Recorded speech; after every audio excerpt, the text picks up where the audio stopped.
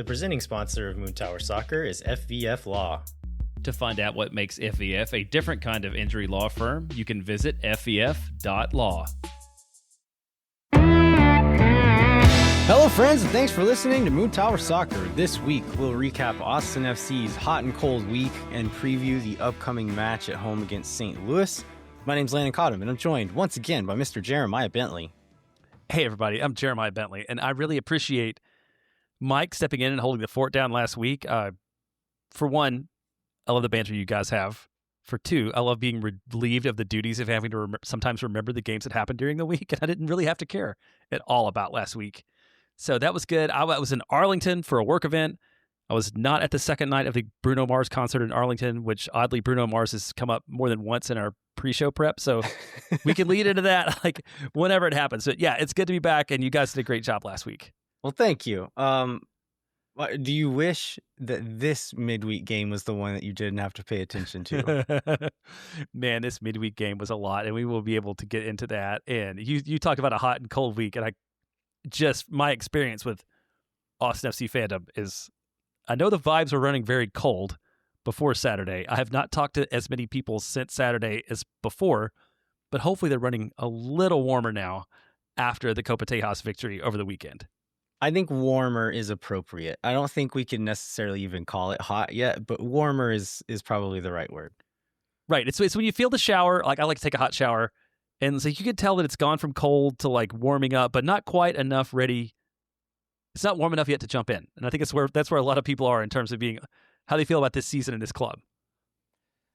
One thing we want to cover here real quick, this is not Austin FC related, but it is MLS related, and a cause that I think some, if not most of our listeners will care about, but this is the Save the Caps movement that is now going on. If you haven't heard about this, there's a lot of talk, including coming from the Vancouver Whitecaps ownership, that there's a chance they may have to move the team. They are in a situation where they don't own their stadium. It is owned by a private company that is seemingly maybe pricing them out at this point.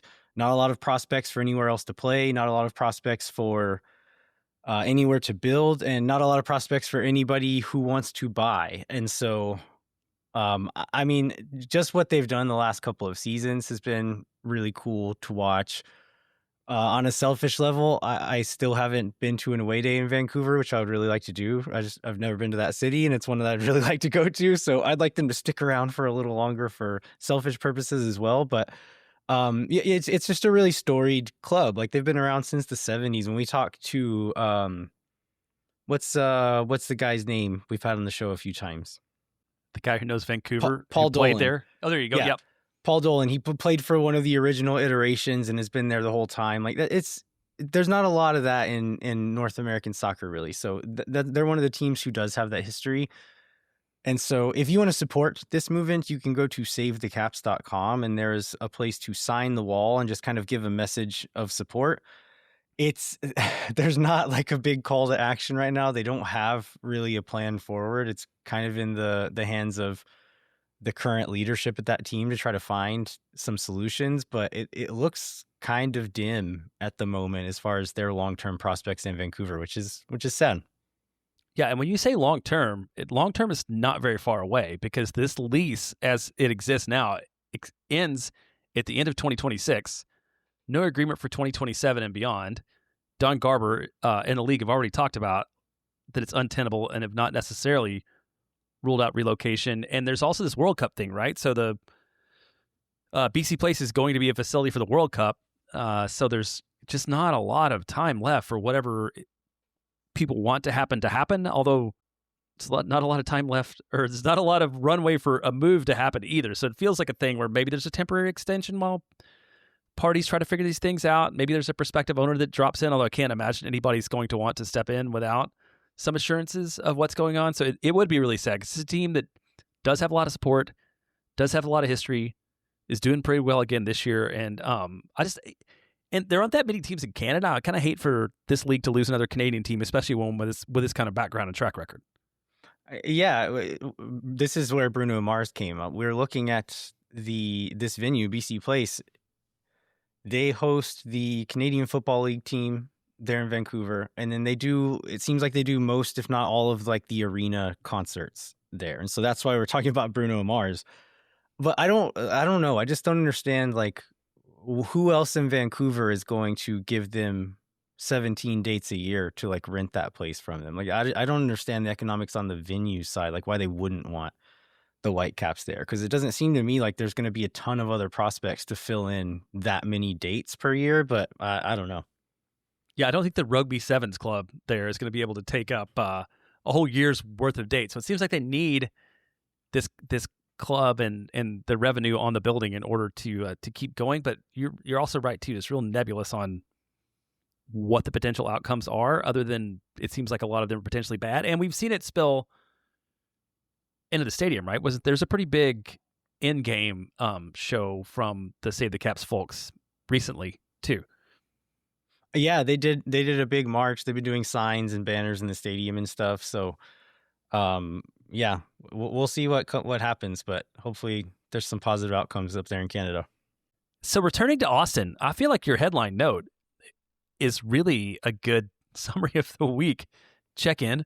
Is this still the worst season to the start in club history? And I feel like after Wednesday, it would have been a resounding yes, but maybe a little bit not now. And you did look some of the numbers up. So why don't you go into why maybe it's not? Yeah, third week in a row, starting with the same bullet point here in the show notes, which is this the worst start in club history? As of, yeah, you're right. As of Wednesday, I think it absolutely would have been. The Houston game saved us a little bit here. We are now tied for worst point total after 10 games with the 2021 team and the 2023 team.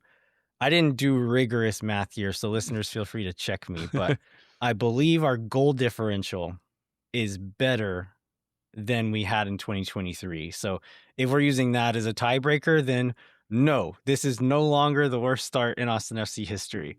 Yay! Way to go us. We're not the worst. We're not the worst.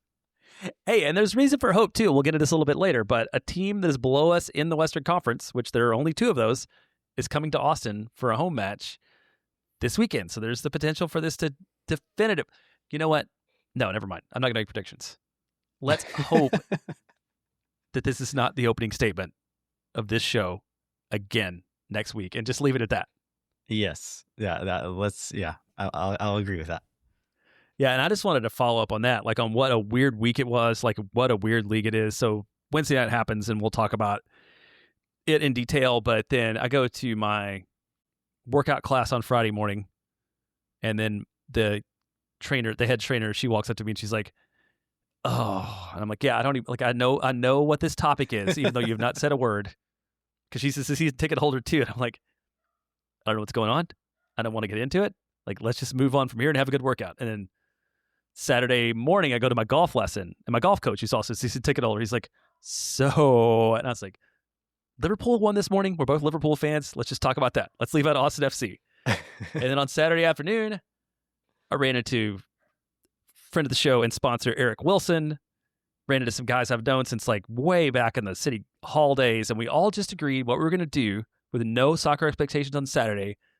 This is really early in the year to do this, but just like enjoy the fact that we have a team and we get to hang out with our friends, and it was a sunny day in the spring, and we were going to get some soccer, and sports results be damned. That is the place that we were in. Yeah, that is exactly how I approached Saturday as well. We did the Choo Choos and Brews event that is usually put on by a few folks in Los Verdes at least once a year, if not a few times a year. But what it is essentially a bar crawl along the train line. And so I think they started downtown at like 12:30 or 1 or something like that, and just hopped their way up the train line to 4 different bars / breweries along the way. And so we joined along on that and went to 3 of the stops and had a great time. And on the way there, Ashley was asking me how do you feel? Like, what do you think is going to happen? I was like, I don't care. Like, if I have no expectations, then they can't hurt me. And so that's kind of how I went into it. I was like, I'm going to watch some soccer. I'm going to have some fun with my friends. And we had a great time on the little train ride. And I was like, nothing can take this away from me. We had like a nice little moment of community, a fun little event. and then we're going to go into the stadium and some soccer is going to happen, and I'm not going to let any of that ruin any of this. And maybe that's why, like, when we're least expecting it, Austin FC then provides. But whenever we need it, and I really am emotionally invested in the results, they stab us in the heart. Which has been the history of the club since the start. That reminds me, man, just talking about the community and the vibe. I did see how tall is the Fighting Leslie statue now? Did Leslie make his debut in this? Did you see this? I saw the picture with like Leslie and Polio and Brian from the North, and like in human form. Two mascots and one Brian like together. I'm like, this is really pretty cool no matter what happens. Yeah, but then I happened to see Brian's kind Aggie. of a living mascot in the North. He is. Yeah. And then I saw Aggie from Fighting Leslie's with the little Leslie after making all 5 stops, and he was quite full of holiday cheer and also very protective of that statuette. It's probably like 2 feet tall, and I think he said it was 3D printed, but then painted, like hand painted, which is why it looks so amazing. There's a lot of lore. If this is your first Austin FC podcast or your first Austin FC game, you probably have no idea what we're talking about right now, but there's a supporters group, Aggie would call it a drinking club, called the Fighting Leslies, and named after Austin legend. Is it Leslie Cochran? Is that the last name? Leslie Cochran. Yep. Yeah. So they had a figurine, like a 2 foot tall 3D printed figurine that's hand painted, and it looks so cool. And yeah, Aggie was carrying it along the train line to all the stops, and he was pretty proud of it. Yeah, he got his turnstile, and then he was having to, because everybody was like mobbing him to hold Leslie. And I mean, I think knowing not only just the 3D printing, but to your point, like the detail on the painting, probably have to be pretty careful with little Leslie to make sure that he stays in the form that they want him to be in. But it was cool to do that, and then it was really cool to, after that, get this result to where we're now definitively saying this is not the worst start in club history. And although Austin only moves up from, I think, 13th to 12th, there's reason for optimism, both from the result on Saturday, and we'll get into the like health, and from the fact that surely some guys have to come back at some point relatively soon. Yeah, and we are, like, as bad as our season has felt for this last little stretch, as far as point total goes, we're in spitting distance of, I don't know, 7th place. Like, this is, again, the Western Conference. Welcome. Like, it's not that far off, and so it was feeling pretty dire for a stretch. And there's quite a few teams who have a game in hand, so that could change with that factor as well. But if we were to continue to lose, it's early, the season's long. I know you don't have to be good until the end of MLS, but starting that far down is really dire. And so that win goes a long way. That can't be the only one. And I think there's still some reasons for reservation, which we'll get into as we get down into the Houston recap. But much needed win. Great for morale, great for our spot in the table, great for playoff hopes. All right, let's go ahead and take this break now, and then we will get into the details of both these matches and then do a little St. Louis preview. Let's do it.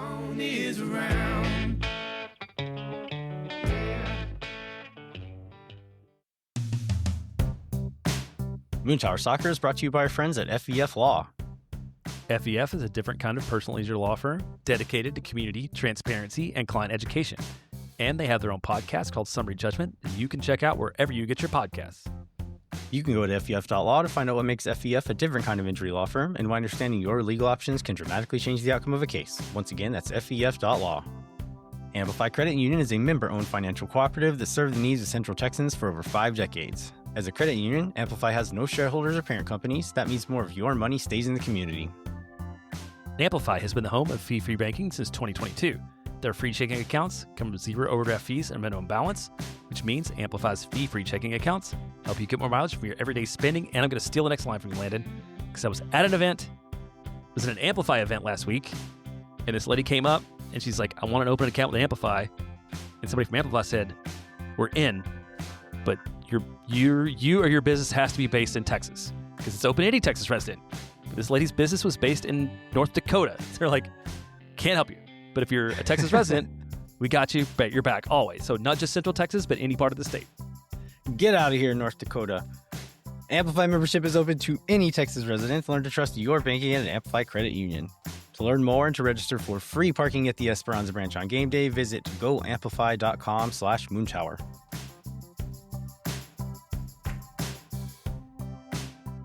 All right, we are back. We're going to talk through the San Jose game and the Houston game. Jeremiah, there's... You just wrote a headline on this one for San Jose. Yeah, I didn't write the headline. It was too sad. There's a lot of match events to talk through. I think for our sanity and our listeners' patience, we should maybe not spend a ton of time going through all of this stuff. We can whiz through it pretty quickly, partially for the reasons I just said, but also like, I don't know that we learned a lot from this game. If there's a game we get beat 5-1 and I'm like, I feel like I know exactly why this happened and it's this and this and I learned this about this, but I don't think that's true. And so I don't feel the need, like even from an academic sense, to spend a lot of time going through this game.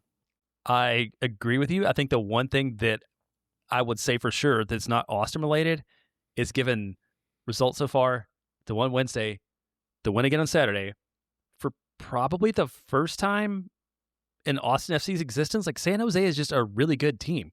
And we should probably think about them the same way we think about LAFC or Seattle or any other like great team that we play. And also like Bruce Arena, dude is the greatest MLS coach in history. Like he continues to do it with these teams. And I thought he was like tired and old and washed up and it wasn't going to happen again. But like this team is awesome. Yeah, I mean, we talked about this a lot on last week's show. It's like, as far as they had just played LAFC, like talent for talent, you probably take a lot of those LAFC players. But the way they're playing right now, they don't care. Like they're going to keep doing this apparently. And so it'll be interesting to see if they can keep it up, because it's mostly been those starters. A lot of their bench are not the guys who are producing that well for them. So it'll be a big story if they can keep it up. But the tear they're on right now, Austin needed to bring an A game, and we did not do that. No, not at all. And I mean, part of it is the health. So Austin's missing a bunch of guys with Jaden Nelson, Robert Taylor, Rito Uzuni, Danny Pereira, and then Brandon Vasquez and Owen Wolf, who have been out a lot, which means that we get a start, I think, that we would characterize as very 2021-ish. So we get a Jorge Alastue start, which I think we probably never expected to happen, and definitely knew things were grim if it did happen. Well, yeah, what did we say earlier in the season is that if we need Alastue, things are going poorly. And we I did. Think this, and they are. Yeah. So yeah, he gets the start on the right wing. It looks kind of like a 4-4-2 with Torres and Fodre up top. It's another red flag a little bit here. Torres had quite a bit of freedom, so you can still call him maybe a 10. But then Rosales left wing, Dubrasarski and Sabovic in central midfield, Alastue right wing, and then the back line was Biru, Bell, Heinzeit, Gallagher, and Stuver in goal. Yeah, it's not an ideal starting 11, and then you look at the bench and it's fairly weak as well with all those other guys missing, so not ideal. But you go into this and somehow this is going to be, I know Austin is like leading the league in dropping points from winning positions, and somehow this 5-1 defeat is going to be a continuation of that, because somehow Austin gets the first goal in this match. Yeah, that losing the game from a winning position hardly feels like it should count in this one. No, it does not. The stat, we can come back to some of the stats at the end of the game. Let's get straight into the match events. So yeah, Austin gets that goal in the 9th minute. San Jose takes a deep throw in. Ronaldo Vieira, their midfielder, tries to switch the field out of danger and just does it really poorly. Joseph Rosales intercepts it, drives into the box, and shoots. Daniel, their goalkeeper, is able to get a foot on it, but Rosales puts enough power behind it that the momentum just carries it on into the net. So well done from Rosales there, but capitalizing on a mistake. Austin had not created a ton of danger to that point, and did not do it much for the rest of the game either. One of the other big chances, Rosales plays a long ball over the top for Torres in the 17th minute. He brings it down, shoots 1v1. Again, Daniel gets enough of a foot on it to slow it down and then dives to keep the rebound away from Facu. After that, Austin kind of start to slow the game down. And like on the road, winning against a superior team, it's not a bad idea, right? Keep the ball, move it around. If you don't see like what you see, play it backwards, recycle it. There's a way to do that in a responsible way. And I feel like for a stretch there, Austin was doing it where, okay, we're going to keep trying to score. We're going to try to get in behind you, but we're also not going to risk anything too big because we're winning. We don't need to. The impetus is on you to come after us at this point. But there's like, you have to be careful with that, right? And not get too complacent. I don't know if Austin did get complacent at this point, but San Jose didn't really give us time to. They just started coming after us. So Ricketts, their left back, and Timo Werner were giving us a lot of trouble up the left. They start getting more and more shots at the end of the first half. There's a quote that I think a lot of Austin FC fans took a little exception to, Jeremiah. Do you have that up here? Yes, that's a Nico Esteves post-game quote, which talked about it being two different matches. One when Austin had the lead, then the second match starting after the second goal happens. And the reason that fans were frustrated by it a lot, I think, is it just feels like Austin got beat on the night, and maybe this is a game to say, we got beat up and down the field. We'll do better next time. Maybe we'll get some guys healthy, like whatever the reason is. But to talk about that second goal, like changing the way the game was played and what the outcomes were, I feel like a lot of people were annoyed by it, which is also not the same perspective that you have. So I feel like you can maybe open up on when you thought the second game started versus the first. Yeah, I mean, I wouldn't argue so much with the two different games, but he was trying to act like it started after that first goal for San Jose.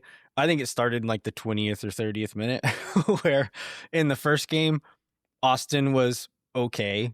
And it was like pretty smart defensive game plan. Like they're playing composed. Alistue, we can talk about his overall performance, but as far as pressing and defensive work, he's a smart player. Like if you just watch where he's like how he's moving through the defensive pressure and doing that kind of thing, he's a clever player, and I appreciated that about him on the night, working really hard.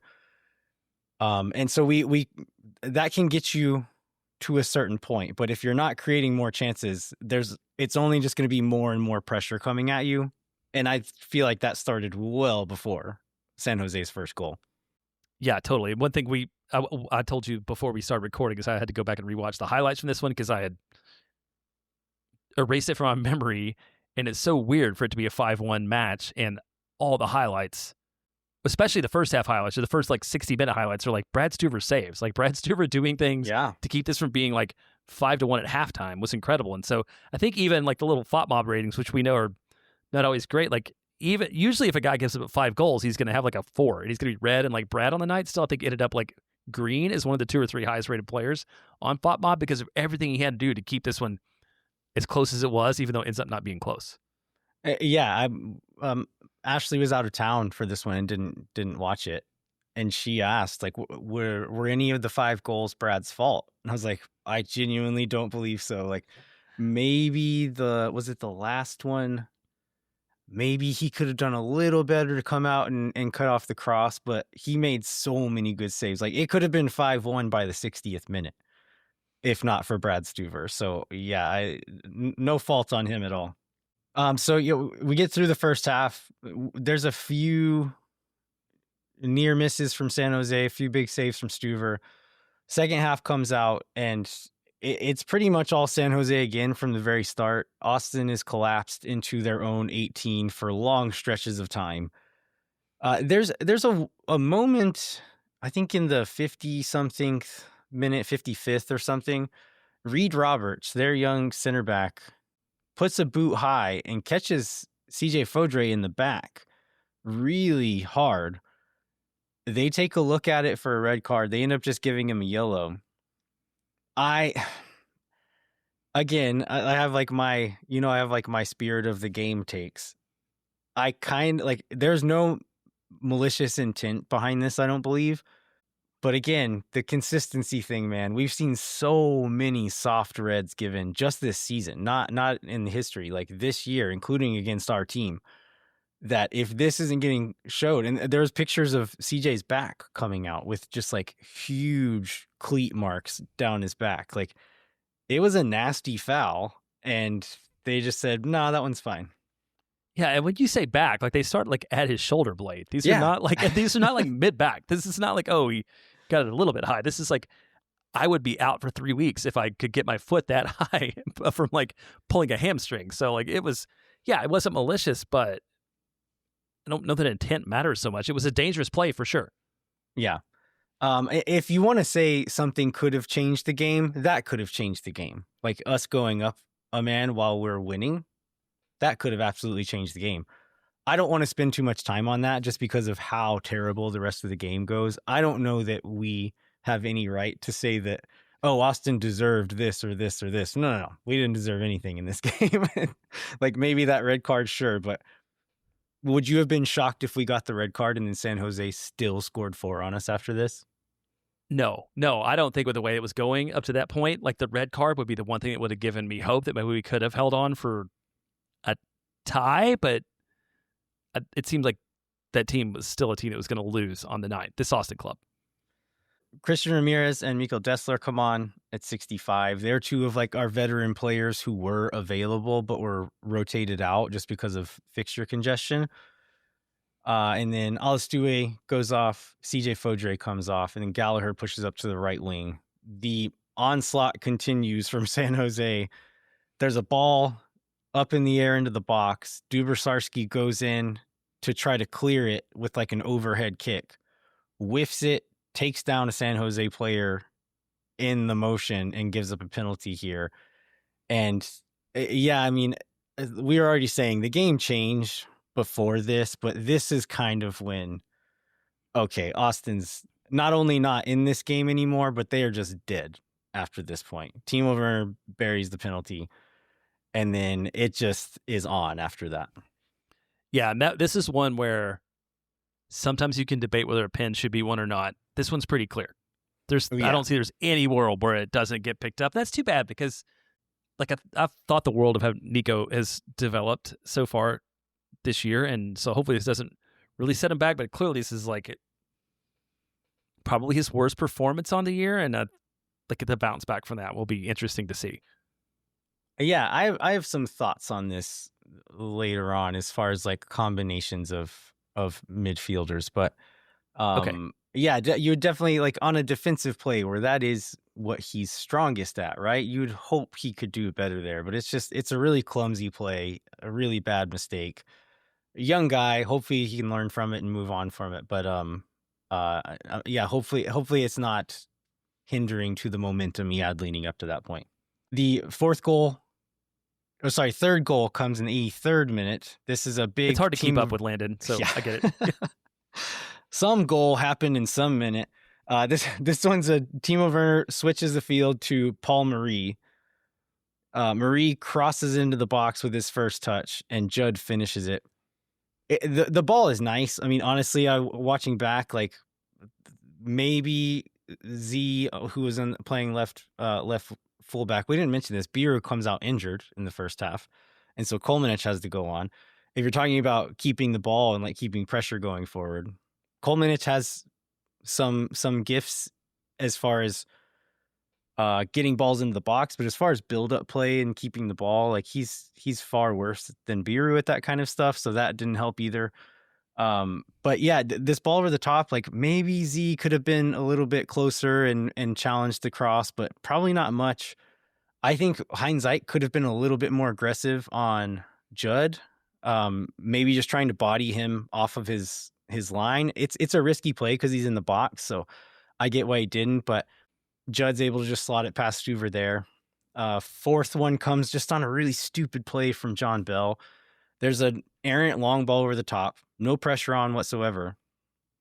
And Bell's like running back towards his goal, gathers the ball, and is just far too casual getting it back to Stuver. He could have just won, like, first touch, pop it back to Stuver, and we're good.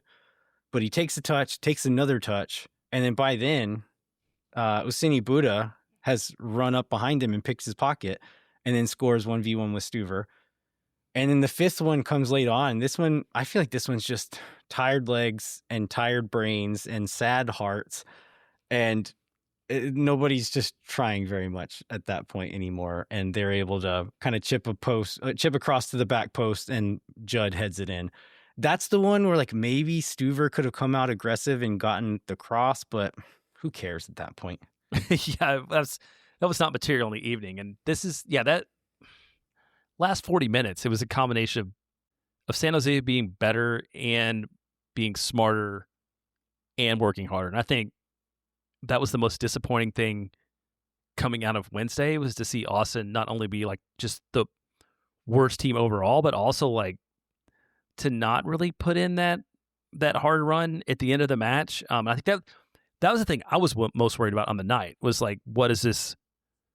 Is Austin already in death spiral very early in the year because of what we saw in the end of that match in terms of effort? And with the gift of hindsight, luckily that was not the case, and I have a little bit more hope. But coming out of it, that was really where my concern was. Yeah, a death spiral in a game and a season death spiral are like, they're not indicative of one another, right? But where this team is in this season, you could see the second half of that game being the start of one, right? So, yeah, like you said, hindsight, hopefully that's not the case. It doesn't seem like it's the case, but it very much felt like it could have been at that point. So let's talk about why there were 14 minutes of extra time. One, because it's just mean, and nobody wanted to watch any of it. And Rude. Two, it didn't feel like anything happened that warranted it. I genuinely have no clue. There were a lot of goals, sure, but like a lot of time, again, like, there's a lot of nuance in soccer. Refs are able to use their discretion to kind of make decisions on certain things. Like, where did those minutes come from? There was some VAR reviews, some injury stuff in the first half, but not in the second half. And then you could say, okay, well, let's give a minute for each goal, still just 5. And then where did the rest of them come from? I don't know. It just felt mean. Yeah, I always think about baseball, which I guess now that baseball has their own version of VAR, like it won't happen. But like, if you're watching a baseball game on a Wednesday night and it's like 9-3, all of a sudden, if the winning team is pitching, like any pitch that's anywhere near the plate becomes a strike, right? Because the result is known. Everybody wants to get out of there. There's no benefit from extending this. And it feels like, use your own discretion and maybe don't count every single second, because nothing was going to happen that was going to change the way the game was going to go. Yeah, I mean, it made me suffer, but just outside of that, I'm genuinely just confused of how it happened. I don't understand. We hinted at this a little bit, but some of the stats from the night: 69% possession in favor of San Jose. Not surprising. Expected goals was 5.3 versus 0.8. Total shots was 37 shots versus 5. And then shots on target was 16 versus 2. Absolutely insane. And talking about the two games, like 20, 30 minutes in, it was fairly even. But after that, it started coming. And then in the second half, I think it was 20 some odd of those came in the second half, which was just crazy. But very indicative of what this game felt like, for sure. Yeah, I found this stat. Ben Wright posted this stat. This is for, I think it's one of the soccer analytics side. This is the third biggest X-goal differential since this database that's been around for the last 13 years has existed. This is the third most lopsided game in the last 13 years when you look at expected outcomes. And again, well, we almost landed on exactly expected outcomes, and Brad Stuver keeps it from making it even worse. Yeah, so looking at the lineup here, I mean, we talked about all the players missing. There's quite a few guys in here that you could see, like, on their night. We're talking about Dubrsarski.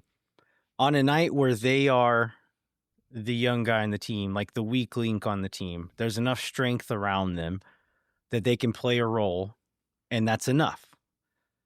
This is not what this roster was, right? Like, Jorge Alistue, I don't want to judge him too harshly. I don't think he was that good, but when he's coming into this team, like this 11, what else was supposed to happen? Like, you can't expect him to take over the team and like put the team on his shoulders, right? Like, that he needs a support system. And when he's playing next to Besard Sabovic, that's not happening.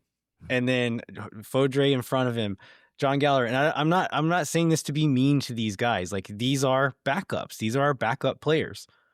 And when those are the most experienced players on the field, it's not fair to Alistui. It's not fair to Dubrsarski in those moments. So that kind of sucks for them. Yeah, it did, because just on like Alistui specifically, like he played as good or better than you would expect a guy to be able to play, like on the night, given his experience, given his talent level, given like what he was up against. Like, it's not surprising that he was a little bit outclassed from when you have Timo Werner and Buda on the field on the other side. Like, those are big time talents, so of course he's going to be outclassed. But still, it was like disappointing overall. I don't know what else, given how well they're playing. I don't know where it turns. I don't know what Nico could have done. I don't know what the players could have done to lead to any other outcome on the night other than what it was. Yeah, I mean, we have and probably will criticize Nico Estevez's tactical vision at some point in the future, but with the players you have available here, it was going to be tough anyway. Anything we liked, I put at least Brad Stuver played well. That's it? That's it. Hey, Rosales, as a winger, all his whole life, the first goal was just like one man effort and play. Like, it was great to see that. Yeah. We got to see some babies on the field. So Micah Burton gets his first team minutes late on in this game.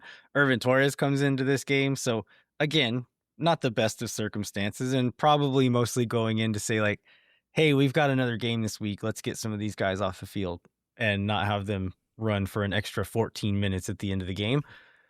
So again, like, not much else to say about those two guys, but good to see them get on the field. Yeah, I don't think we learned much about them as players or their development from what we had on the night, and I think so. It'd be really dire if we got 74 minutes from Irvin Torres and knew more about him at this point. I mean, there's been a lot of calls for Torres to be getting minutes instead of Sabovic, which I mean, I'm okay I wouldn't with. be opposed to trying it unless like giving it a look. Like, maybe we don't see training every day. We don't see all this. So maybe he's not looking the part in training or whatever. But in the limited minutes we've seen him play, like, he's not looked out of place in those minutes. And then as far as like building prospects, he's the best one we have right now. So if we're not winning anyway, like, maybe let's give him some minutes. I'm not opposed to that. Well, do we want to talk any more about this match? Is there anything that you didn't? No, thank you. No? Okay, good. I always want to give you the opportunity in case there's a prescient point you wanted to make, and we didn't do it. So let's go to the break and talk about Houston.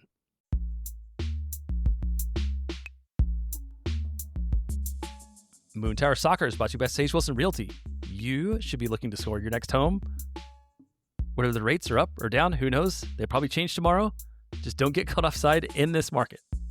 The right strategy can turn today's opportunity into your winning goal. If you're looking for Sage Real Estate advice in Austin, contact our friends at Sage Wilson Realty. Be sure to check them out online at sagewilson.com. All right, we are back, and luckily, the last game we talked about was not the only one that happened in this last week. So let's talk about Houston, Jeremiah. Yeah, let's do it. So this is the Copa Teos, which we always appreciate.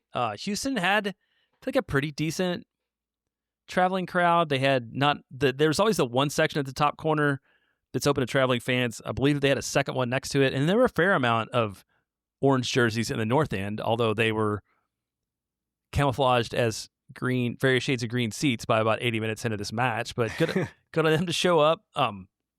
Didn't seem to be any trouble, which is always nice when there's a Houston match. But I think just that was one of the things I was excited about, was like it is different when we play Dallas or when we play Houston. My son got to sing his favorite chant with all the swears several times because of both the goals and at the end of the game. We got on the train, our buddy Mark and Derek got a a chant going, which was F Steve Clark to the tune of Baby Shark. And that was pretty good. Did Steve Clark, did he retire? I don't think anybody ever signed him. I don't think he even plays for anybody, but I appreciate how generous he has been over the course of his career and Austin's short career in allowing goals to this team. So leading into this one, injury list was shorter than it was for the midweek match. Still not as short as we wanted it to be. So Danny Pereira listed as out when Nico had said earlier in the week that he was questionable, could be available for Houston. Vasquez, of course, still out.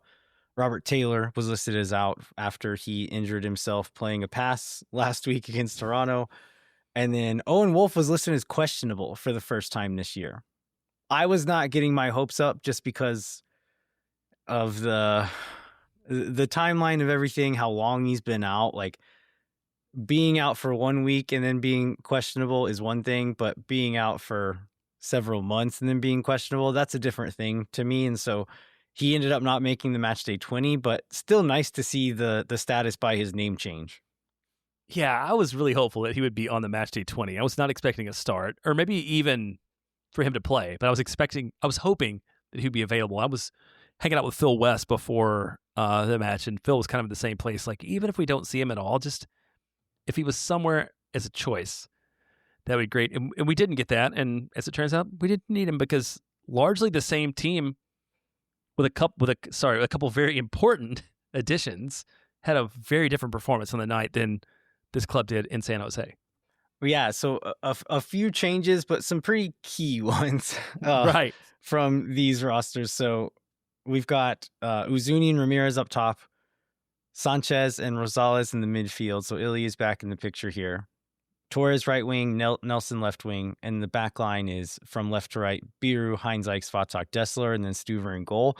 So significantly stronger 11 here, which you love to see against Houston. I was going to say earlier that was one of the things giving me hope a little bit, is that as bad as we are, as down as we are, Kopateas is different, and that bets seem to be off in those moments. Whenever one team's good, one team's bad, it kind of doesn't matter in these games. And that was making me think, like, okay, maybe something cool will happen in this game. And the 11 made me feel that way as well. So should we jump straight into the match events, or is there any other like kind of preamble we need to get into? I have one kind of swoon-towery thing on the 11. Have you ever seen Christian Ramirez with platinum blonde hair? I think he did that with the Galaxy, or with the Crew as well. I think it's a thing he's done before, and maybe even had like blue hair when he played for the Galaxy. Okay, I was a little bit surprised to see that, because I only remember him as being like a dark brown haired guy, and I kind of used process of elimination at first to figure out exactly which guy he was on the field. What did you think about it? Do you like it or no? It's you know what? I'm okay with it because it's unique. I kind of hated that point in time when like 5 guys had like platinum hair. Like, I don't need all of them to go in on it. But if you're going to be the one dude with it, it's cool. Go for it. Yeah, I want our players to have different enough hair so that the guys who kind of look the same, I can tell them apart. But maybe this is too mean. Tell me if it's too mean and we'll cut it out. But I like the color. I think the color's fun. But the way that he cut it, where it was like the fade line was really high above his ears, and there's no sideburns or anything. I told Ashley that it looked like his hair was a hat, that like he was wearing a hat that was too small for him. No, it's okay. We should leave that in because it was tall. It was tall on top, right? Which made it look like that. It looked like it was the tip of a highlighter. Hey, and also to the person who's sitting near me and said they didn't like Jaden Nelson's hair, you're lucky I didn't fight you. Boo. Yeah, that's terrible. That person is wrong. His hair is amazing. Okay, let's go into match events now. Okay. So, the start of the game, Austin's mostly in control to start this game out. Not a ton of danger to like at the very beginning, but then we end up getting the goal 13 minutes in.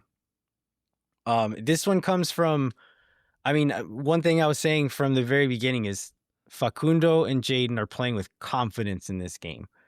And it's the attitude of like, the difference in when you see an attacking player with that kind of confidence, it's the difference in, it's my job as an attacker to beat you, and switching into, no, it's your job to stop me.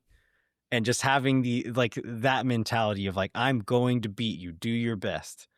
And that's how these two guys were playing at the beginning of this match. Jaden didn't last that long, but while he was on, that's what it looked like. And Faku definitely did. So this was a pattern we were able to kind of create, or at least a start of a sequence we were able to get into several times where Faku would be floating around. He plays with quite a bit of freedom and will float around, but then would pull wide into space. We'd find him with the ball there, and then he just move and just start driving forward.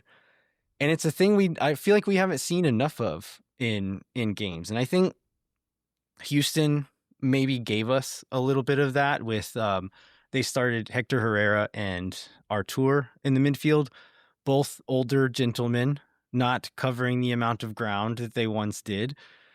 And so I could see that being part of it, of just the space was there, and when against other teams it wasn't, but we were taking advantage of it. And I love seeing it. Just Facundo Torres feeling himself, driving at guys. Like, I really enjoyed that. And that's how this goal starts here. So he receives wide right, drives it kind of towards the inside of the field, plays a ball to Ramirez's feet.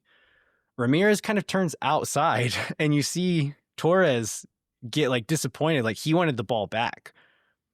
And so he gets disappointed and like throws his hands up in the air. But then Ramirez turns outside and then turns back inside and plays that ball to Uzuni.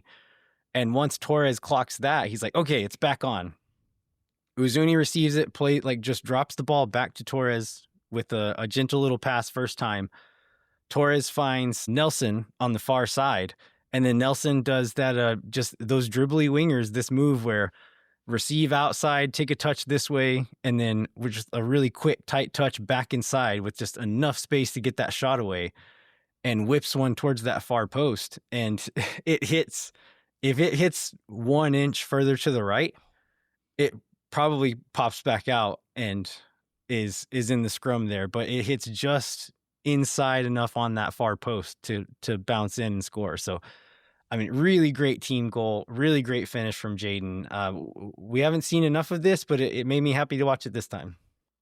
It did. I feel like the whole first half from the offense, and really the whole match from Brad Stuver, I felt like we were watching proper English football, where we were driving forward, attacking directly, attacking up the middle. And like, I really felt like for Brad on the night, every time Brad got the ball, he was either flinging it forward, like without a lot of holding back, or like kicking the ball deep, or it just felt like Austin was determined. And you maybe mentioned this, and we could probably get into it after all the goal moments, but I'm interested in how much of that was Austin and how much of that was Houston, and like what the lessons might be for the future from the way things went on the evening. Yeah, I think we can talk about that more at the end of the game. Yeah, let's do it. Let's save it. So going through the first half, I think Uzuni and Ramirez both get a couple of half chances. There's one where a ball pops up to the far side for Ramirez, and he like tries to get this sidewinder kick on it. Yeah. And there's a lot of goal to strike at, right? And it's at a weird angle, so it's not an easy shot, but he was trying to just smash it and ends up just scuffing it and popping it straight up into the air. So that was a little disappointing, but I think Uzuni gets a header from a ball in that just is a little bit off target. So not like a lot of chances, but enough to be encouraging through this point. And then Uzuni hits the post in the first half as well, where there's a long ball over the top.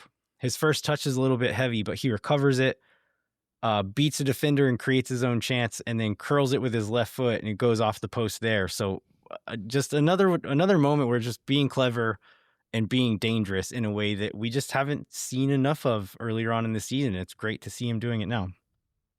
Yeah, and it's great to see him not get down from that and not like make the first mistake lead to two mistakes, which there's one important Jaden Nelson moment we can talk about before this goal, but it was good to see him be able to recover from that and not that like let that effect amplify and go ahead and pick up a second goal. Yeah, so Nelson goes down, I think the 39th minute. You see him on my rewatch. I was trying to watch like when it happened and what happened. And the first time I see him express any discomfort or like reach down and grab at his lower leg. There's a ball going out of bounds, and he kind of scrambles outside of the pitch to kick it back in. And I couldn't tell anything weird happened, but right after that, he starts grabbing at his calf, and then you notice him checking on it every once in a while. And at a certain point, he just drops to the ground and takes his shin pads off. He's like, I'm done. And just looked devastated, because he's like, not again, man. Like, I can't. Like, he's come out of so many games or been kept out of so many games at this point with a few different things now. Yeah, and that was one of those moments where, because where we were sitting, like, you see all the guys, there's the guys at that point warming up, and you see somebody just like point at John Gallagher and start screaming at him to come down, to come in. And it wasn't, you knew it was immediate. You could tell in those first half subs when it's like, no, we really need you right now, and everybody else can stop warming up because we're going to have to make this move. Yeah. Last week on the show, we talked about whether or not we should be pointing a critical eye at the high performance and medical staff of Austin FC. Do you have a take you want to chime in with here? Do I get to say no now? I feel like you set me up to have a take on this. I mean, it does seem like more things are happening there. I mean, the injury list is longer than it has been in a long time. And what I would say, it's not necessarily just on the high performance and medical staff. It can be the overall environment that leads certain staffs to be out and other groups of people to be in. That I feel like is maybe the bigger point of criticism if we're going to have one. Wait, I don't think I'm following you. Well, somebody's hiring the high performance staff, and that person has a very specific take on like training and injuries, and like maybe other people that made other decisions about other staffs have a different belief system, and it seems like that other belief system is maybe more effective. Okay. Yeah. I could buy that. I did, again, I maintain my take of last week. Like, I don't want to tell scientists they're doing their job wrong.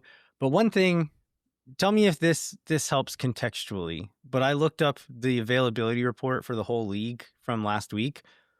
Guess how many teams had the same number of players out or more across the entire league? So we had 3, we ended up having 4 out, but I did just on the availability report, who is listed as out, not questionable, but just out. Out. Equal or higher? 8. The answer is 18. Oh, okay. So that's just, my point is, it's a contact sport. It's a sport, period. People are going to get hurt, and it's our turn. So Eric Goodman was wrong, and MLS fans should watch other MLS teams and not just focus solely on their own. Is that right? I didn't understand his take there. This is some inside baseball here, but okay, let's move on. Austin's second goal comes right before the close of the first half. This one is again, Torres driving, gets clipped, goes down, foul gets called right at the edge of the box, as is kind of custom for not only our team, but our team, especially now, where it's like, okay, we have more than a couple of players who would be comfortable taking a free kick on this team. So they'll often gather up and make a plan, discuss, argue, whatever, who's going to take the shot. And so you have Ilie there, you have Rosales there, left-footed, and then Uzuni, right-footed. And so they're making the plan, and then it's kind of like a little casual, sneaky heel flick where Rosales acts like he's just kind of standing around and then does a little back heel flick to push the ball a little bit wider for Uzuni to take it. He hits it, ricochets off of a Houston defender and goes into the goal. There was not a great shot of this on the broadcast, but then we got some shots from Austin FC, the Austin FC media team, and then the North End boys were sharing some fan shots from the North End there that people had shared with them. And you can see what happens here, where the Austin's idea was, okay, it's slightly to the right. We could try to let either Joseph or Mirtu try to play it towards that left top corner, but you're going to have the keeper kind of cheating that way probably. And what they chose to do was give a little bit of a touch for Mirtu to play it with his right foot around the wall. And so that touch brings it just a little bit wider. And so whenever the Houston wall sees it, I think it's Sviatchenko, their center back, is on the edge of the wall. He sees that ball get played wide, and so he takes a big step out because he thinks like, okay, my wall's not wide enough anymore, so I need to move out to catch this ball. And what happens instead is that he opens up a big gap, kind of turns his body, and the ball hits him on the gap side of his body and then deflects through that gap and past the keeper who's diving in the wrong direction at this point. So a little bit of luck, but also, I mean, I appreciate the strategy and like the forethought for Austin to do. We talk about like being overly clever on set pieces. This is a little bit clever and strategic, but not to the point where we don't get a cross in or we don't get a shot off at all. Like, it's just a little bit of strategy to say like, okay, can we gain an advantage quickly with a simple little thing? Yes, let's try it. I think if Sviatchenko stands his ground, the ball just hits him in the sternum and comes right back out. So a mistake there, but I think Mirto deserved one after his play on that first goal. A couple of chances here and there where maybe he could have scored that were higher percentage chances. So glad to see him get rewarded for what was overall a really solid game. Yeah, and you hit the point on it. It was a clever little thing and not like an overly extravagant Ted Lasso style 11-player thing. I think that's where it becomes okay. And then Jackson and I were having this discussion about like it hit a guy, like why isn't it an own goal? And like from that distance, I guess you just always give it to the taker, right? Like, because I don't know, could you guarantee that ball was going to be on frame from that far out? I mean, I think it just because he hit it straight forward. That's true. Like, we'll call that on frame, I guess. Yeah. But yeah, the general rule is if it's on frame and deflects in, then it's still a goal. And so, yeah, I think he didn't. It wasn't obviously not on frame, so probably give him the benefit of the doubt and say, yeah, he deserves it. Okay. So I know the stats changed a lot in the second half, and Houston has a lot of possession. A lot of that's Austin has a 2-goal lead, doesn't need to have a lot of the ball. A lot of that's Houston sort of taking it to Austin. And we get subs at 66, which is Dubrsarski on for Ilie, CJ on for Ramirez. Those both make sense. But you see this conversation between Dubrsarski and Gallagher when Dubrsarski comes on? I don't think so. So Dubrsarski is trying to direct Gallagher a different position on the field, which I think was to start at that point to go to 5 at the back. And Gallagher's like, nah, I'm good, bro. I'm gonna stay right where I am. So I'm not going to do that. But like Duber was trying to relay a message from the coach to John that John had none of. Interesting. Yeah, I didn't catch that. Yeah, he did. Because I was just thinking, we had talked a few weeks ago about like how it was weird. I think it was we were talking about Sabovic and how it was weird how he would be taking direction from Dubrsarski, who's like younger and greener than him, about where he needed to be. And then Nico tried to do that to Gallagher, and John's like, "No, I'm gonna hang out right back here. We're gonna stay at 4." I mean, in a sub, it's like often coming straight from the coach. Yeah, I'm sure it was coming straight from the coach at this point. I don't think Dubrsarski was like trying to shift it on his own. I'm sure it's what the coach wanted to do, but also it was like something John wasn't in the mood for. Interesting. Yeah, I missed that. So yeah, we get the subs. Austin continued to create some chances in the second half, like not a ton. And you talk about the shift in possession. I think it's partly Austin just knowing they have a 2-goal lead and not having to be the protagonist as much anymore then. And then Houston throwing numbers forward and just going after it. I think the key part here is that Houston continued to not get a ton of like really great chances going forward either. So I mean, I don't mind it in this scenario. You always want your team to continue to be dangerous, and they probably could have done more of that, but I still think they still were able to create some chances while continuing to limit Houston's overall chances as well. There's a couple of Houston chances where one is there's a set piece that Houston gets a head on, it just goes over the bar, and then late on, Dubrsarski gives the ball away pretty needlessly in the midfield, just kind of gets the ball stuck under his feet, overthinks his options, and gives it away. And Guilherme gets a shot that Stuver has to just get some fingertips on and just barely pushes it over the bar. Those are kind of the two biggest chances Houston had, but there was not much outside of that. Yeah, and it was luckily for us that Brad didn't have to perform at the same level as he did against San Jose, even though it was to no end. But that one in particular was quite the little flick. And at first I thought like maybe it was going to go over anyhow, but they have been better about showing replays when they're good for us during matches, and like watching that replay is like, oh yeah, that was going to go in. Wait, and I have another thing that I was going to mention on the in-stadium experience. Was like this the first, maybe because it was like dark, set of like post-goal fireworks from the top of the stands that we've seen, or have we seen those before? Maybe there have been fireworks like that for like a playoff game or something, but there were much more fireworks like during the goal, and then after the game, I believe there was more that went off. But they were cool. Like they're from the stadium, like the roof of the stadium, and so I mean, it looked cool in the stadium. But then saw some footage of it from like outside the stadium. Very cool. Love more fireworks. I guess if there's a message that I would have to this team. Well, one, I love the fact because everybody loves fireworks, and two, we all love the fact that the team does things that requires fireworks to be shot off. Because like if you lose 2-0, not a lot of fireworks are going to go off no matter what the club has prepared. Yeah, I was thinking that too. It's like, well, they just go up and pull those down and save them for next time. Very sad. Like, oh no, my bad. Yes, Austin ends up winning 2-0. I think overall, I kind of hinted at this earlier. I think this Houston team is not overall great, and they did not have a ton of like systematic ideas that were breaking down Austin, which is Austin is shown to be a pretty solid defensive team, but teams who are incisive and strategic with their attack have been able to break down Austin. I don't think this Houston team was that, even with all the talent they have in the field. They did have some good talent on the field, but were unable to break Austin down. I think Guilherme, as good as he was, we kept him fairly limited, and he was having to try really hard to get half chances away at times.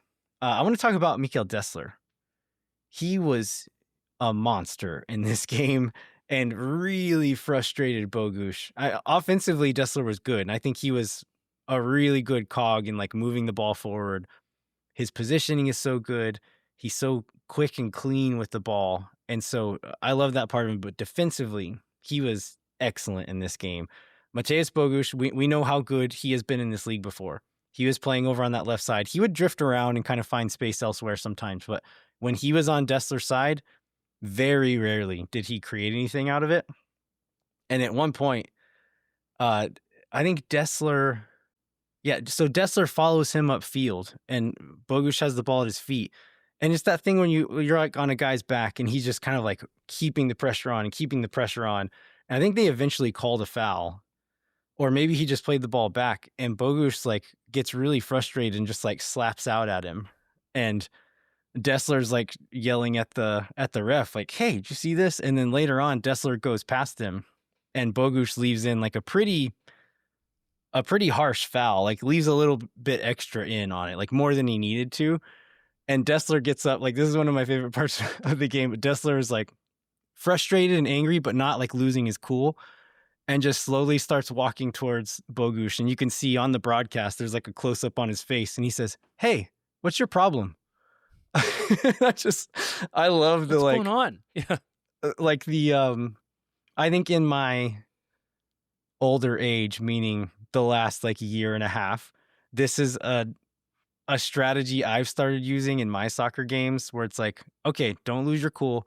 If somebody's being a weirdo or a jerk on the field, like make them feel like the idiot. And so I'll just like laugh at people or like ask them questions, or I'll just try to be cool on the field and make them feel like the stupid one. Because God knows I've been the stupid one far too often. And so I love this from Desler, just saying like, not yelling, not like hacking him down or whatever, just saying, "What's your problem?" And then continuing to put in super solid tackle, steal the ball, shut him down time after time after time after that. It was great.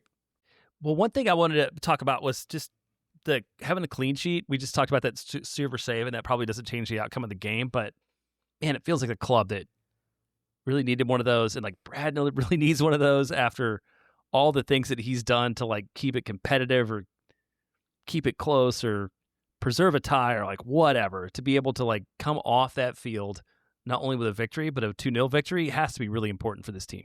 Absolutely. Yeah, to not give up a late goal. Even like you said, even if it doesn't change the result, just morale and momentum, you get a lot out of getting that clean sheet. And so I wasn't very worried. I was a little bit worried just because of everything. Austin. Yeah. That that maybe we would blow this lead. I wasn't that worried about it based on how the game was going, but I really wanted them to close this game out with a clean sheet. I think you're exactly right that it's really big for them to be able to do that. And do you have anything else to talk about before we start praising Emirto Uzuni, which we've done a little bit of? Yeah, I want to talk about one other player, and I hinted at this earlier in the show as well, but Ilie Sanchez coming back into this game. If we're talking about things we liked, things we didn't like, things we learned, we've already kind of sprinkled in some of that throughout the rest of this conversation. But I think things we learned is, or maybe not learned, but maybe reiterated in this game, is the importance of Ilie to this team. Whenever you see this midfield with Rosales and Ilie there, I think we've gotten, I don't remember what game it was, but we got Rosales and Duber in the midfield together. Both of them, not the same player by any means, but as far as their strong suits in the midfield, not so different, right? Like athletic guys who can cover ground, but they're not going to be they're not tempo midfielders. They're not going to be splitting lines with super creative passes. I think Rosales can progress the ball just carrying it better than Duber can, but a lot of the rest of their game is not so dissimilar. Something that Ilie brings into this game, and I think it was on display in this game, is the like rhythm tempo passing that he can do, where he's not splitting lines, he's not breaking games open with his passing, but as he receives, like so many times, he would already know where the next pass was going to go and hit it with one touch, instead of, okay, gather another touch to set up the pass, look up to find it, then play the ball. By then, the defensive shifted already. Ilie so many times would be looking around, one touch pass, and then we can continue our momentum across the field at that point. And he was so good at that. The defensive structure, he was kind of quarterbacking that all night as well, which he's just so good at that kind of stuff that as slow as he's getting and like not able to cover the ground, in a game like this where we can be the protagonist a little bit with the ball, I think he's still really important. I think you're right. I think he's super useful in that way. And against other clubs, like he's super useful just like in more limited minutes on the field. Yeah. Okay, we said we're going to talk about Uzuni. I want to give a little bit of credit to Nico Esteves here.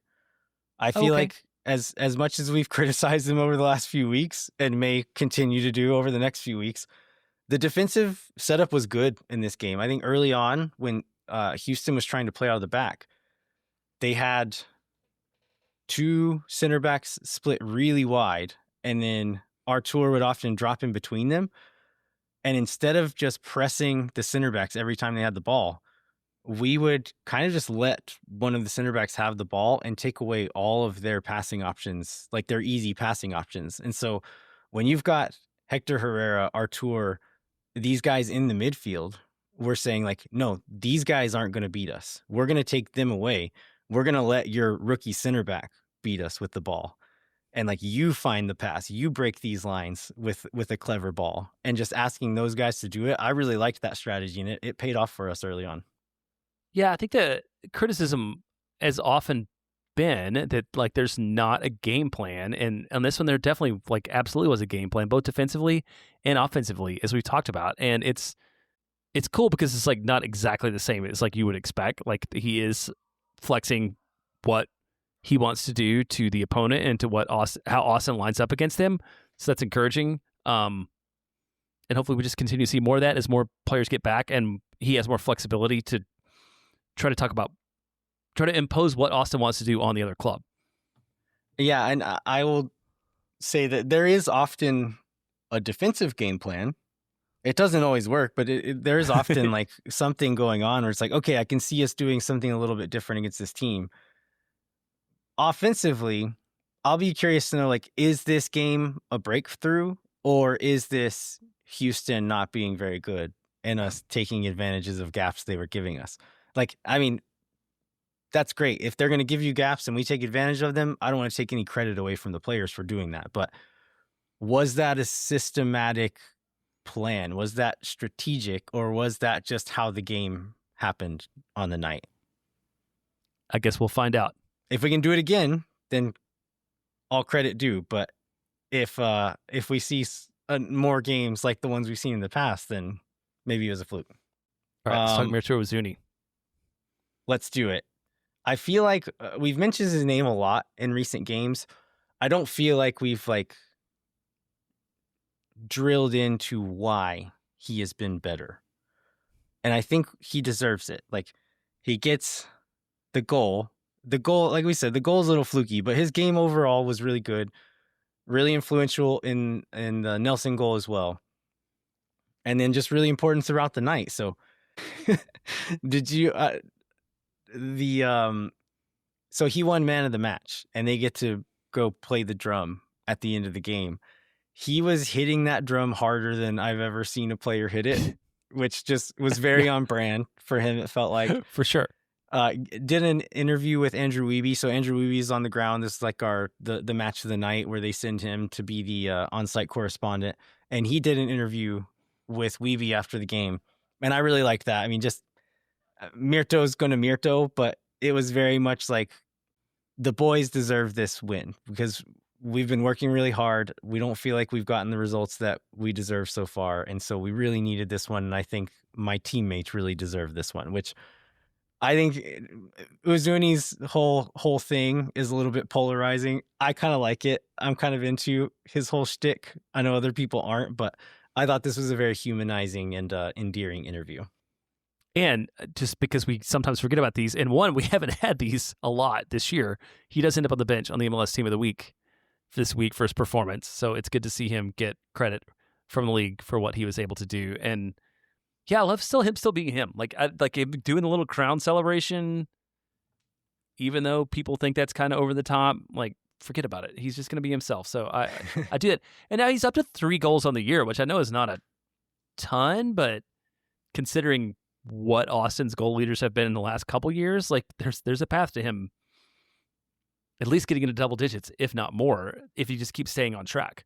Yeah, and it's, do we want more from him? Did we expect more from him when we signed him? Yes, but at least at this point in the season, he is a player worth having on the field, which I did not feel was true earlier on in the season. And I think part of the reason why that's happening is we've talked about him being a confidence player. And early on in the season, the way we were using him was he was just kind of hanging on the back shoulders of center backs and trying to run in behind. But our buildup wasn't strong enough. Our line splitting passes weren't strong enough to ever get him into those spaces. What's kind of opened him up is playing him with Ramirez up there, where Ramirez can kind of be that guy holding the back line. And then Uzuni can kind of play free in the middle and come find the game, get more touches, get involved in the game. And I think by getting him more touches, he's getting that confidence, not like season-long confidence, where like, okay, he scored a goal in this one, he's going to feel good in the next one, but more of the micro confidence of like, okay, got a touch, played a pass, feel good. I'm going to feel good about the next one. And just getting that momentum in a given game where you can see him he's not being asked like, okay, you're going to get 2 touches in this game and you need to score with you one better of them. convert. Yeah. It's like, no, we're going to get you 25 touches. And if you can lay it off, keep the ball moving, play a clean pass, play a creative pass, whatever, like the pressure is much lower in that moment. It seems like he's doing really well in that role. Yeah. I look forward to more of that. And that gives you hope that he and Brendan Vasquez, when he comes back, can succeed on the field together, because Brendan Vasquez does a lot of the same thing Chris Ramirez does, but better. So like you would think that they would be able to succeed. So maybe they find their place together. Well, you can very much see the blueprint here where Ramirez was not only stretching line, he was dropped into the pockets as well, and they kind of rotate off of each other. I know in the early part of last season, they struggled to find that chemistry with each other, but it seems like you can see the plan here with Ramirez and Uzuni. Yeah, exactly like you said. Vasquez is better than Ramirez, so just do the same thing he's doing, but be better at it. Be better And at it. yeah, you could see that working. Okay, Jeremiah, is there any other Houston stuff we need to cover? Or are you good to move on? I think just the one thing I wanted to cover before we moved on was that I entered Saturday. We touched on this a little bit, wondering how I was going to find the joy to talk about this team for 80 or 90 minutes tonight. And I'm very, very happy to leave Saturday night knowing this was a fun show. So Yeah. that's my take to move on from Saturday. Amen. This is out of order here, but I just remembered that really wanted to give some credit to some of our very funny listeners, where Whitney posted on socials before the San Jose match, I believe. I think that's when it happened, but asking like what formation should Austin play in this game, and a couple that made me laugh really hard was Jeff Handy said, asking about the formation, Jeff Handy says fetal position. And Slim Pickens, who's becoming an Instagram response all-star, says 10 Stuvers plus one dog. I just want to thank the folks that reply. And we don't always acknowledge that, but like I always get to giggle out of the things that we see. And when we get the chance to read some of them, like it makes me happy. So please keep it up. It adds joy to our week. Yes, absolutely. Should we move on to our St. Louis preview, Jeremiah? Yeah, let's do it again. This is at home. Again, it's like a little bit of a different than what we've come to expect. This is not Saturday night at 7:30, but this one is at home on a Sunday at 4:30. On a much cooler Sunday than this past one was too, and maybe one that will have a little weather in it. So we'll see how that one goes. But if you look at St. Louis, they're 13th in the West. They are one spot and 4 points behind Austin. To your point, they do have a game in hand. I think Austin's on 10 and they're on 6. -7 goal differential, 9-4, 16 against. Outgoing, Klaus out. Maybe incoming. Why don't you talk about who's incoming and maybe who we should look for? Yeah, so it's been an interesting like last 2 seasons. So last season they got rid of their coach, got rid of their sporting director, have started kind of a rebuild, but maybe didn't have kind of like Roto when he got here. Hands are tied a little bit as far as like how much change you can do in one go. And so not any like huge blockbuster moves in, but they did bring in Sergio Cordova, who played for Vancouver, was kind of I think he was their main striker for a bit, but he's one of those guys who's like and he played for RSL as well, I believe, but not quite good enough to be like a star striker for a team, but good enough to be like the second striker on a pretty good team. And so he's not been starting this year. Simon Betcher has been getting most of the minutes there, where on last week's show, I talked about Preston Judd, like his energy and his running being one of his best assets. Betcher is a little bit in that camp, can play make a little bit. He hasn't gotten a lot of output this year, but he can cause trouble with his energy.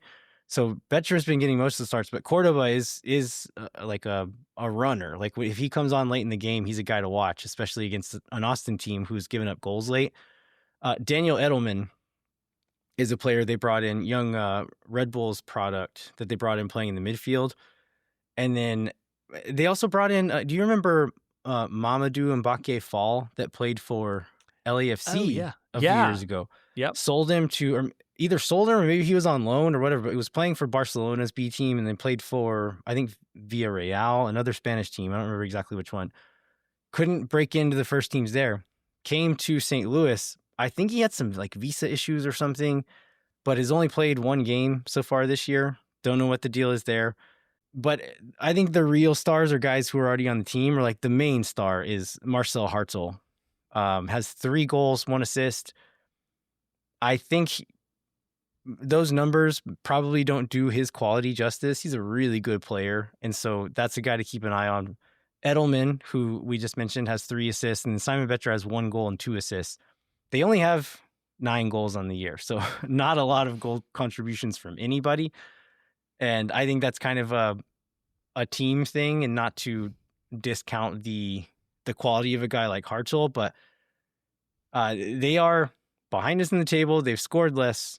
than us, but they're not that far behind us, right? Like, I don't No, think well, nobody is, but yeah. I don't think we should come into this game too cocky because they do have some good players. I watched the highlights of the San Jose game. They played San Jose over the weekend. They gave San Jose fits in this game. They hit the post or hit the woodwork, I think 3 times, maybe in the first half even, and just weren't able to get the ball to go into the goal enough times to put the game away. San Jose ends up scoring 2 or 3 and coming back and winning it 2-3 on the road. And so San Jose did a thing that they're good at, but it did not look like they were going to win this game. Like St. Louis was giving them real trouble. And so Austin needs to be careful. They cannot take this one lightly because, like we said, we cannot take anybody lightly. But I think there is enough danger in this team that if we're not careful, we could go down early and be in real trouble. Yeah, and this was an interesting note, I thought. Like the Kip Keller, Jared Stroud incident aside, Austin has played St. Louis at home 3 times, and they've lost twice and drawn once. So a win against St. Louis at home will be Austin's first ever win against St. Louis at home, which I feel like sets a lot of context for the narrow margins and also how Austin's performed against this club, which they seem to just not be able to figure out. Yeah. Klaus has been a big thorn in our side, and so him being God will maybe change things. One other thing worth mentioning, Edward Leuven, who is, I believe he was originally a DP and is now a TAM player. He's missed a lot of time over the last like 2.5 years because of his wife being sick, and he actually lost his wife to brain cancer earlier this season. And so he's come back in and played, I think, a few minutes at the very end of a couple of games. It seems like they are working him back in. He's a very good player. I feel like I've talked about him a lot. I think longtime listeners in the show will know how much I like him as a player. So he may end up playing a role in this game too. Probably not starting yet as he's working his way back in, but should be available and could come on late in the game and be a difference maker. Well, what do you think we see out of Austin? We talked about the injury list getting shorter-ish. Shorter for sure, but maybe longer than we all want it to be. Is this our first Owen Wolf appearance? I don't think this is our first Owen Wolf start, but what do you think about that? Yeah, I mean, given that he was questionable over the weekend, and then we get longer than a full week. I was going to say a full week, but we get Saturday to Sunday of extra recovery time. You would think that it would be almost likely that he is on the bench for this game. Like you said, not starting. Like, listeners, don't get your hopes up for him to start, but to be on the bench, to be able to come in and play even a few minutes at the end of the game, that's progress. And I would really, really like to see that. I think Danny Pereira is another one. Like, Nico's been kind of weird about like his status and whether it was Mike got all worked up about whether or not it was a quote unquote injury or not. And he was questionable and then out and didn't actually play. But you would think that maybe he would be available again, if not to start, to come off the bench. Vasquez, probably still not going to see him yet. I think on the broadcast, they said, we got like a vague timeline last week in midweek media availability. And then on the broadcast, they usually talk to the coach like the day of or the day before a game. And so they have some pretty fresh info. They said Vasquez's appointment was on Wednesday of this week. And that would be kind of the doctor's appointment that said, okay, you're cleared. You can play now. I imagine they'll still work him in slowly at that point. So I don't know if we should necessarily expect him on the bench for this one, but it's a possibility.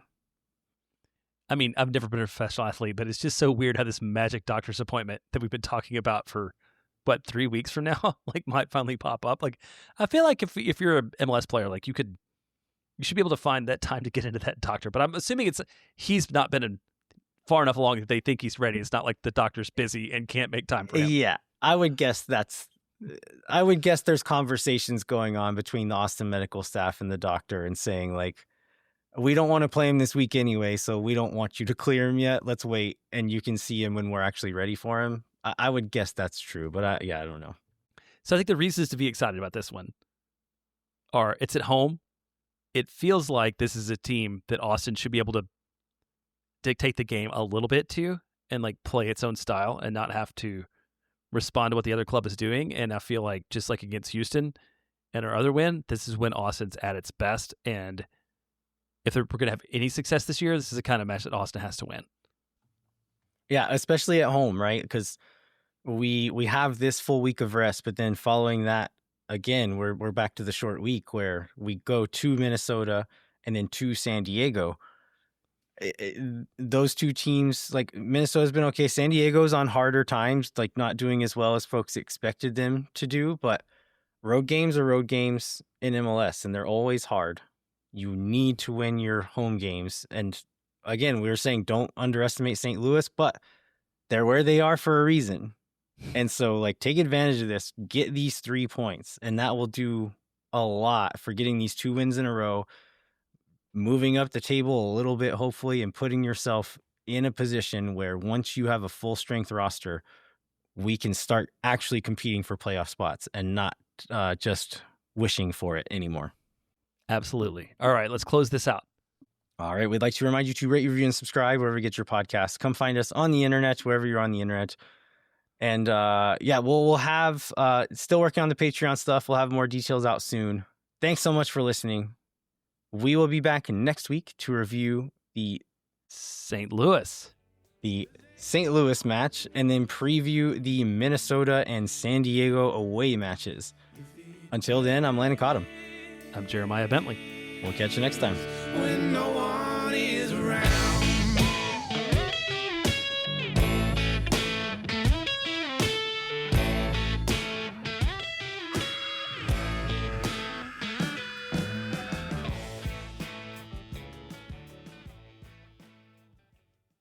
Thank for nothing, see you never. La gente. Oh my God. Zulu Chupa Boom Sauce. Yeah.